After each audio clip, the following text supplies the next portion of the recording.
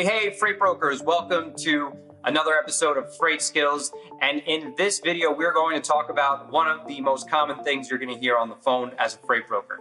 And that is that our freight is customer routed. We're not interested in your services.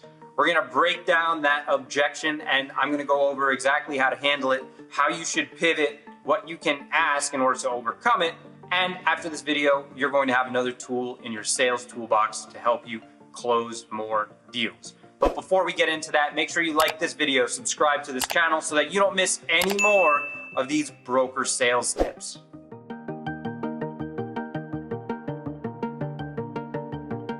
When a customer or a prospect says our freight is customer routed, let's think about what that actually means. So I might have to explain that to you if you've never heard it before.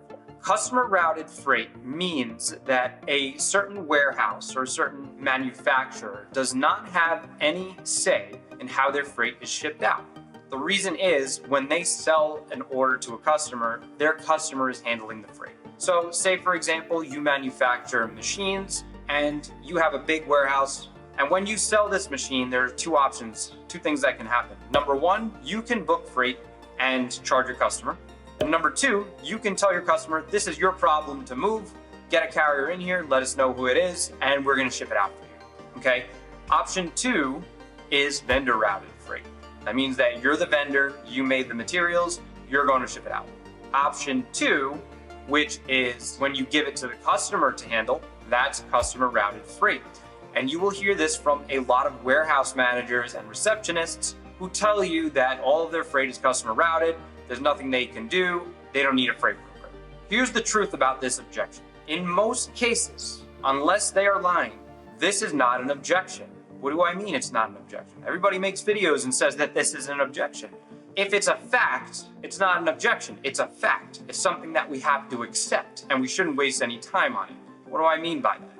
When someone has freight that's customer routed, as long as they're not lying, there is nothing that you can say or do to change that policy. And so I don't consider it an objection. I consider it as a thank you for not wasting my time, move on to the next person. I'm gonna go a little bit deeper, obviously.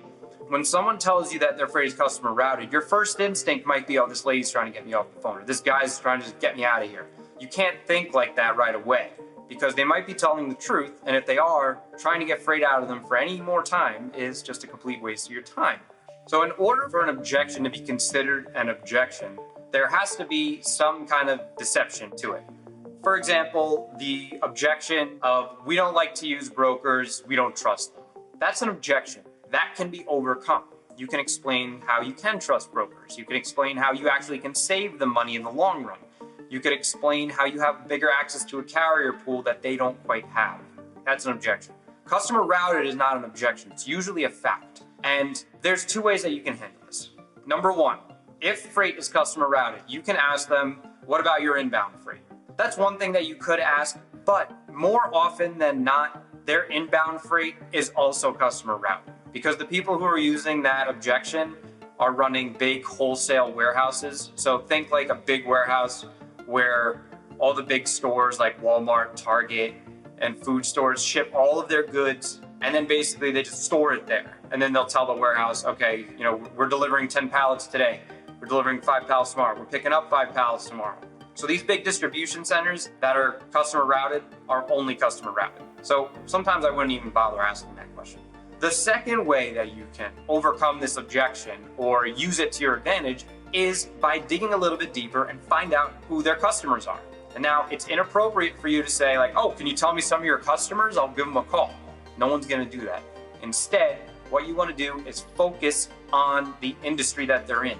If you call a metal manufacturer and they say we're customer routed, say like, all right, no problem. I understand you're customer routed. Thanks anyway for taking the time to tell me that.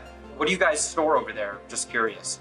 They might say we store valves for oil tankers. We sell replacement bits for pipelines. We sell piping for sewers. They'll tell you the products that they sell. And then you can take that information and go find the customers that are shipping to that warehouse or buying that product. All right, so it's as easy as that. When you get the objection that a warehouse or a customer is customer routed, don't fight it too much. Instead, dig a little bit deeper, find out what they're selling, see if you can find some other customers in that same niche and then spend your time going after them. There's no point in trying to overcome this objection when you can just use that time to be pitching yourself to other people who will actually have the need to be working with a freight broker.